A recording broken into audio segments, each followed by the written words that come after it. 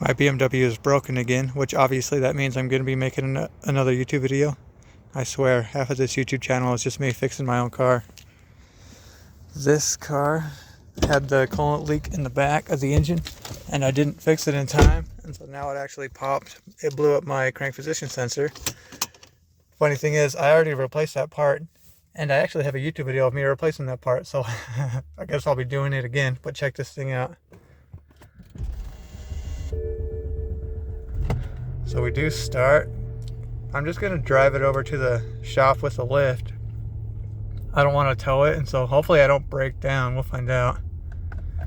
I obviously don't advise somebody driving with a bad crankshaft position sensor, but the car does drive. We're stuck in third gear, limp mode. And it's not running super good. Honestly, I'm amazed that this car can run with a bad crank position sensor. That's good on BMW, I guess. That's crazy. So surprisingly, cruise control actually does activate. So I'm just driving over there, going 30 miles per hour. Typically this is a 17-minute drive when you're going the speed limit. So this will take me about 25 minutes, maybe, hopefully not 30 minutes. It's kind of a mess, but it's cheaper than a tow.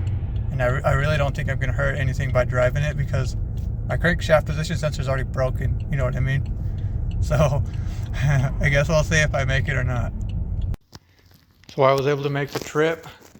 This car did not break down on the road. That's kind of a risky thing to do, but it's cheaper than a tow, and I decided to gamble it, and I came out okay. This is the actual part that is leaking. This thing is actually pretty easy to diagnose. So see how we got water right in between the bell housing? There are two leaks that can cause that. It's either going to be the coolant leak underneath the intake manifold, or it's going to be the coolant leak on the back of the engine, which is this part.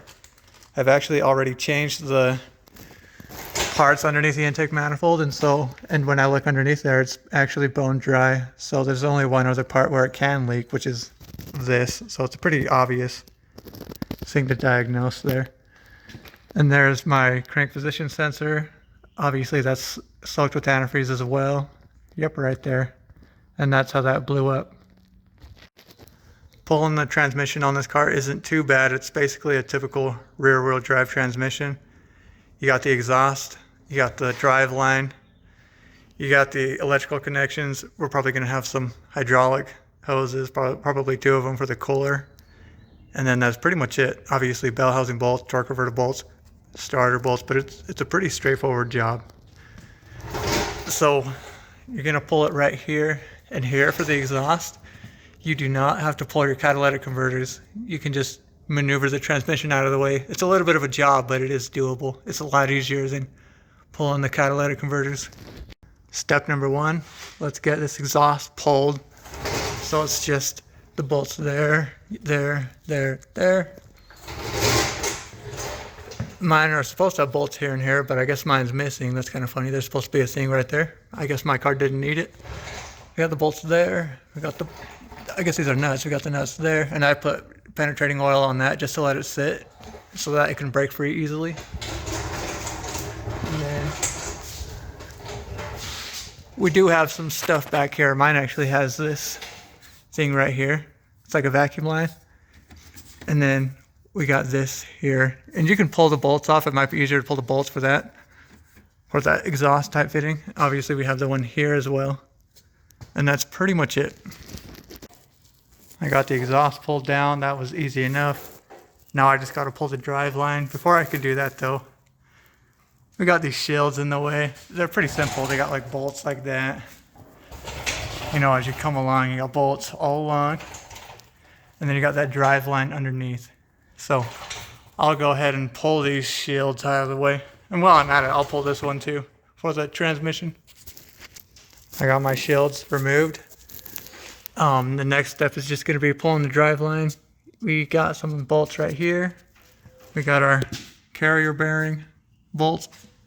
And then you just got to pull the bolts here. Just 1, 2, and then there's a third one up there.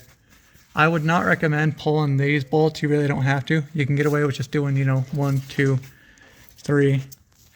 This is a pretty good time to check the health of your U-joints. and your bearing. You can see my bearing's actually destroyed. See that? And I don't have this part, so I'm gonna have to do this job, reassemble it, and then I'm gonna have to come back in here just to replace this one part. So that's kind of unfortunate. If I would have had this thing ordered, I would have just replaced this at the same time, but oh well, it is what it is. So yeah, now's a good time to just check the health of that. These also wear out pretty often, so it's a good time to check the health of this as well. See if you need to replace that, but as you can see, this is actually good on mine. I forgot to mention, you're gonna need to put this thing in neutral when you're doing the driveline because you have to be able to rotate it. I set my electronic parking brake, unfortunately, so I actually have to turn my car all the way back on. Press that. Okay, there we go. So turn that one off. And now I can, let's see, turn the car off. There we go. Now I'm going to show you how to do the next step with taking this out of park. So I reset. So I turned off the electronic parking brake. Now I actually have to put the transmission in neutral. The way I do that is, see, I have my key here. I'm looking under the dash. You actually put this thing in here. You rotate that. See that? And now you pull. There you go. So I pulled it and it clicked. Now this car is completely in neutral, and I'm going to be able to rotate my drive line to take all of the bolts. Before we get too far ahead of ourselves, let's go ahead and disconnect the negative battery terminal. We're going to be disconnecting a lot of electrical connections, and we're going to be disconnecting the TCM, and we really don't want to fry that, so you gotta remember to disconnect it. BMW obviously puts it in the trunk here. This thing is over top of it. This thing is like that, like that. You just pull it like that, pull this thing out of the way, and then I just pull the negative battery terminal and just put it off to the side there. So now that I've disconnected the negative battery terminal, I lowered the trunk, but you can see I put a bag in the way so that way it doesn't seat all the way down, because I don't want to have to deal with figuring out how to open my trunk with no battery, you know what I mean? So do something like that. So I was trying to finish out the drive line. I got all these bolts removed. Obviously I can rotate it now that it's in neutral. This thing is stuck, and in order for me to get this, I'm gonna have to pull this off so that I can actually access it, but that's not until later in the process.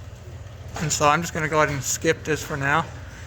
I got my 2 bolts back in there, and I haven't touched those bolts. I'm just gonna do that part later. So at this point, I'm gonna go ahead and take this cover off. I'm gonna get these electrical connections all disconnected. As you can see, it's covered in antifreeze and oil, which is really sad. I'm gonna clean these up as much as I possibly can, and you're likely gonna see a similar thing if you're doing this job.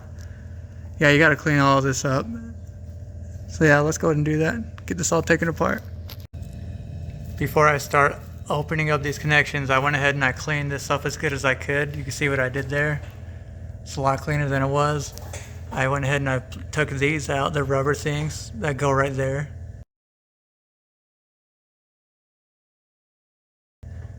Half of them were freaking just falling apart, so I might need to buy some more. Yours are probably gonna fall apart as well. So now I can go ahead and just start disconnecting all of this stuff.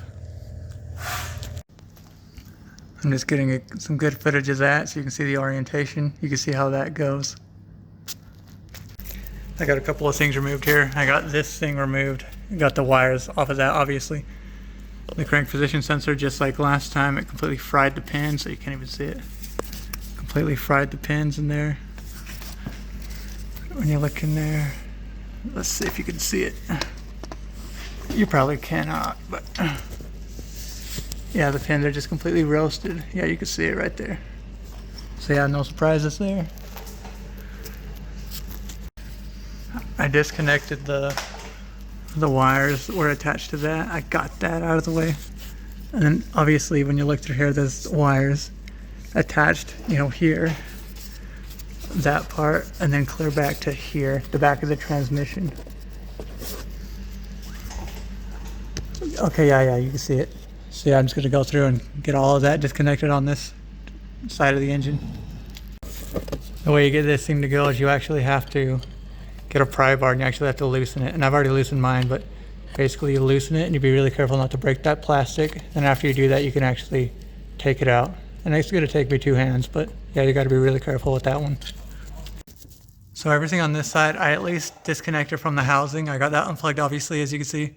It's too tight for me to pull the wires out, so I'm just not going to bother with that. Everything is loose. As soon as I lower the transmission a little bit, I'm going to be able to access this side of the transmission very easily, and I can get it all completely out of the way. Now I'm going to move on to this side. As you can see, I got a couple of things here. I got, you know, these wires.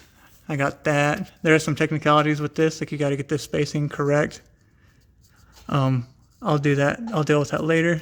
Actually, let me just get a snapshot of that, because right now we're in neutral actually. Let's see, we got the electrical connector right there. Some hydraulic hoses. We'll figure out the hydraulic hoses. Yeah, it looks like we got a bolt right there. So I'll get this side all taken apart. It looks pretty straightforward, honestly. Should be pretty easy. I got everything disconnected on this side.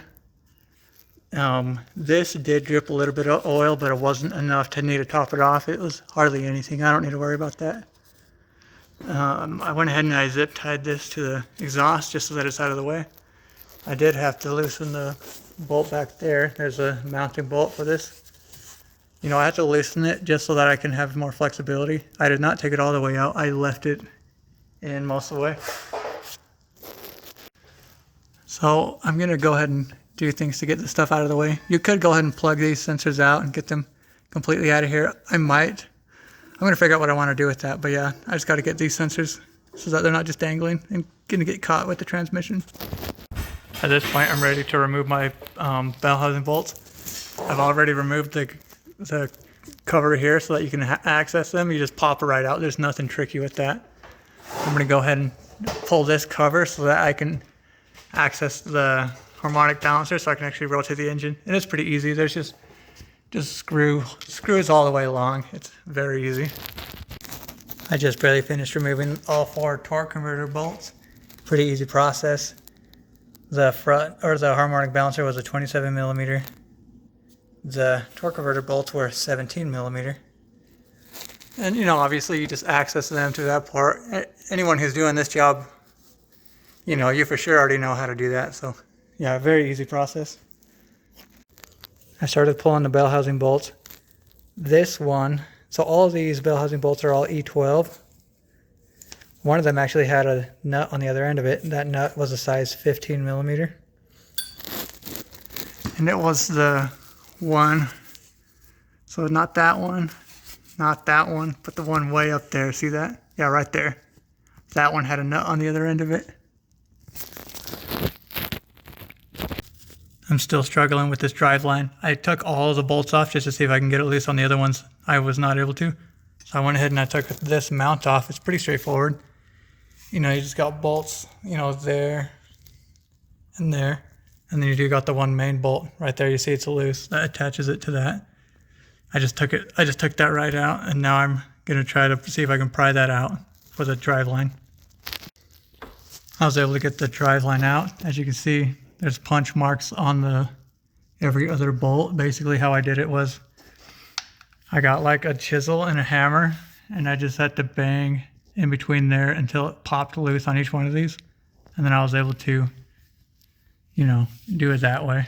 Now at this point though, I've got my transmission holder holding this. This is a plastic oil pen, so you really should do there's a different style holder that like holds at the metal piece, holds it right here. I just don't have that, and so I'm gonna risk it and just hold it with the plastic oil pen. There's a decent chance it's gonna break my oil pen, and I'm gonna have to do more work on this, but if it comes to that, then I guess, oh well, it is what it is. But I'm gonna go ahead and risk it for the biscuit on this one. But so what I need to do now is, so I'm gonna lower the transmission once I get help with a friend. And then I'm going to there's a couple of wires on this side that I do need to not necessarily disconnect, but just take out of the wire holders. And then the upper bell housing bolts, the only way to access it is to actually tilt the transmission downward and then reach a long extension just all the way through it. And I have this long extension with, you know, this is a wobbly type. That's how you have to do it, because it's just way too tight up there. So yeah, I'm gonna go ahead and do that. You know, I'm gonna lower the transmission at an angle. I can get this all the way in, and then I can break them all loose, take them out, and then I can pull the transmission out. I got the transmission pulled. As you can see, I just have it strapped on there. I'm just going to leave it there for the time being. I'm ready to go ahead and remove the flywheel so that way I can actually do the work behind here. This is what we got. I don't know for sure. The position of the flywheel might matter, so I went ahead and marked it with that ANQC there. So at this point, I'm going to go ahead and gun these off.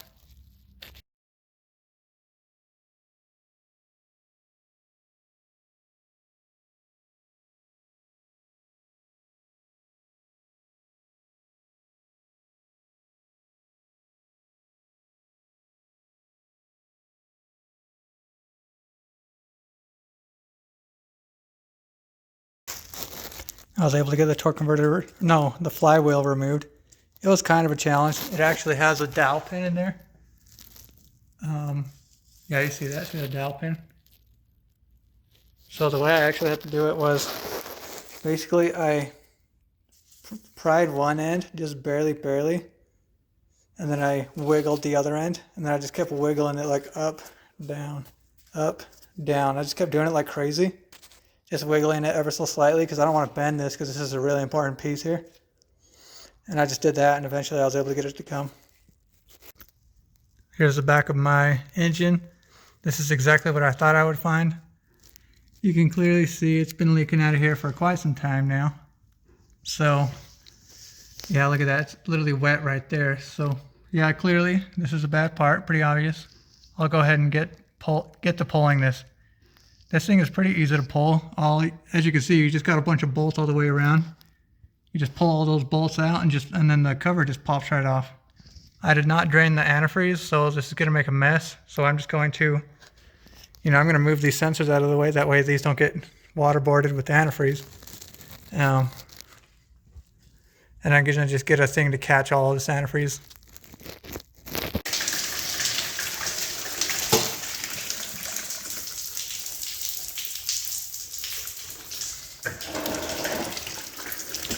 Yeah, that made a mess. Made a pretty big mess. I got my gasket surface all cleaned up and ready to go. I got my air chuck and I blew out the dirt out of all of those, out of all of the holes, out of all of the threads. You can't forget to do that because you can cause some serious damage if you try to stick a bolt in when the threads are all full of dirt. So yeah, I did that. The torque spec, all it says is it just says tighten it down to 10 Newton meters, and then it does say apply some, silicone. So I'm going to go ahead and just put a super thin layer across the whole thing, and then I'm going to pay extra attention to also put it around these. And I'm not going to do a whole lot. And obviously I'm using the Drei bond. This is what BMW requires. You really do want to use this type. I have that rear coolant cover on. I have everything torqued. It didn't really give a torque sequence. It just gave a torque spec of 10 Newton meters. So I just did a crisscrossy, and what I did is I bottomed them out, and then I got to where all of these were like 5 Newton meters, and then like 7 Newton meters, and then I did the full 10 Newton meters, and then I just did one pass around, made sure they were all 10 Newton meters. And that might be unnecessary, but that's just what I like to do on these. It seems like it's just beneficial to do that. So I'll let you decide on that. Since I'm here anyways, I am going to go ahead and replace this rear main seal. So I'm going to go ahead and I'll clean this up a little bit more. Just get up all the antifreeze, blow it dry with my air tool. And then I'm going to go ahead and pull the bolts for this rear main seal. So I got this part ready to put the front main seal on. Couple things to know. So you got to make sure your dowel pins are correct. Just make sure they're still in place. We got one there, one there. And then you can see I put my Drei bond. I put a bead there, and I put a bead there. And that's the only place it calls for it. And it wants you to do about as much as I've got there. So now at this point, I'm ready to put the front main seal on. It comes with rear main seal actually. This is the rear of the engine. So we got this. See how it has this lining tool already on it? So you're gonna use this tool. You're just gonna press it on there. You're just gonna press it on like that, and then this tool is gonna guide it on there. The thing does say to apply a little bit of oil on that and just have it a little bit wet. And so, you know, you can do that too if you would like. I got my rear main seal installed. It wasn't too bad. I didn't realize when I was pulling these off, there's actually 3 lengths of bolts. The shortest bolts go here, you know, 1, 2, 3, 4, and there's 4 of them. And then the longest bolts, there's 2 of them. It goes here and here. That's where the dowel pins were. And then you got 1, 2, 3, 4, 5, 6 of the medium-sized bolts, and they just go all along there. So one thing about this, I put this thing in, and I was able to thread these bolts in.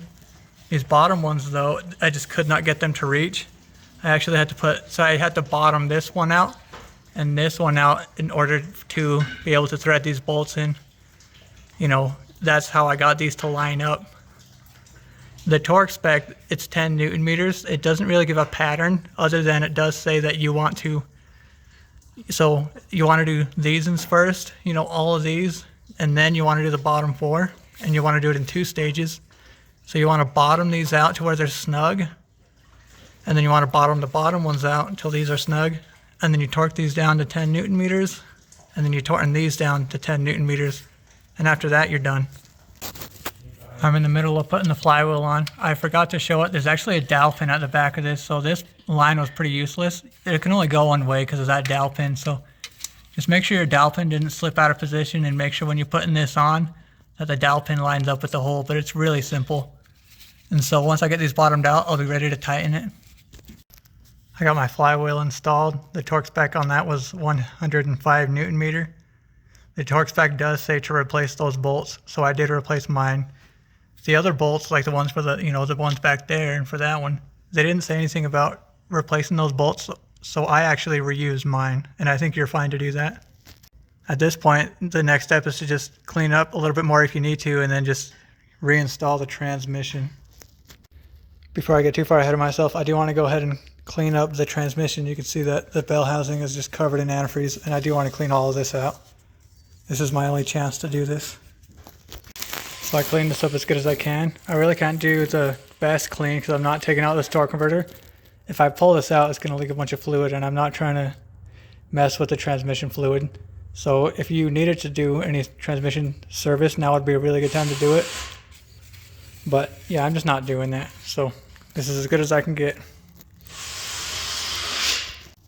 I got my bell housing bolts installed. I also have my torque converter bolts installed. Now I'm just going to hurry up and put the mount right there so that I can get rid of this jack. So actually, before you put all this stuff on, it's a good idea to go ahead and get everything in at the side because you got a lot more room here, so see that? So I got all of this ran. I got this plugged in. For this side, you know, I got all that done. And then over here, let's see. Yeah, I got all of this done. Got the transmission line in, transmission line stuff. And then I loosened the one back there. I tightened that one up. It's just way deep in there. I can't even show it. So yeah, now that I got all of this done, now I'm at a position where I can go ahead and put this transmission mount back on. I got my plastic shield on. I got this one on. The rest of these actually busted on my car, so I'm going to be buying new ones to put those back in. This sensor is obviously busted, like I mentioned before. I'm going to go ahead and replace this pigtail so that I can replace my crank position sensor. Holding the sensor facing downwards. The left side is yellow, the right side is orange, and then the middle is that striped one. It's a striped black and gray color. So there it is right there. I got my crank position sensor all fixed up and installed. Hopefully you just need to plug yours in. At this point I'm doing my drive line. I got this thing replaced, so now I can just install it. You know, it's pretty easy. You remember how you did that. I don't need to go through that again. It's just, you know, the bolts that you saw there. So yeah, I'm gonna get that drive line in. I'm getting ready to do this step right now. So I have the manual neutral engaged. I need to release this in order to do the next step, because I need to release it so that way this is not thinking it's a neutral. And then I'm going to go ahead and, you know, I can attach that after I do that. So I just need to release this neutral. You put your hand back there and you just squeeze it. And then see that? So neutral is no longer engaged. I put the flap back up and I could rotate my key, take it down, and then, you know, the key's right there. So this car is now in park. I guess park from the perspective of the electronic parking brake or electronic control shifter. Now I can actually attach the control shifter. So now that we are in fact in park, I can go ahead and I can set this distance here. The thing just says that the distance between, like that gap there, the spec or the book, whatever, says it needs to be 1 millimeter, so pretty minimal. And then, you know, this, you probably just want to have this thing, maybe, I don't know, I'm going to have this thing go a little bit more that way so it's more centered on that nut. And then I'm going to tighten this one down, and then our parking situation is done. So at this point, we're just putting our shields back on. And then after the shields, we could do the exhaust. And then like that centerpiece. At this point, I got the exhaust manifold back on. We got that centerpiece there. And this car is done. Don't forget to top off your coolant. That's obviously very important. You don't want to overheat your engine and just blow your engine up. So yeah, other than that step, this engine is done.